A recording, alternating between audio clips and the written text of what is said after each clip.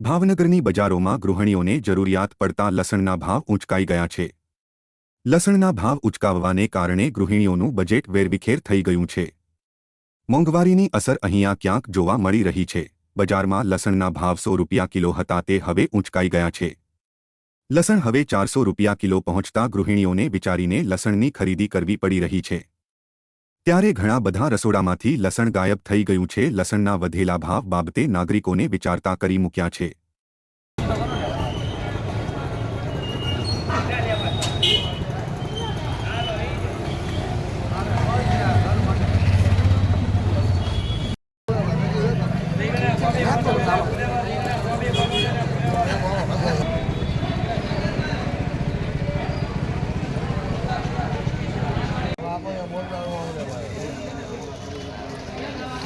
મારું નામ સાગર શશિકાંતભાઈ હિરવાણિયા છે। શાક માર્કેટમાં લોઢાવાળા હોસ્પિટલ સામે લસણની લારી ધરાવું છું।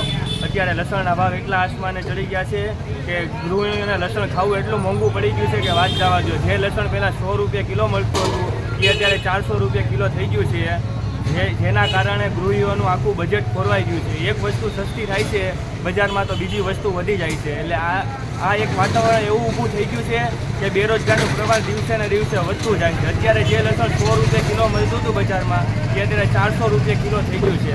પબ્લિકનો મરો થાય છે એટલે મોંઘવારીનું પ્રમાણ બહુ વધી ગયું છે।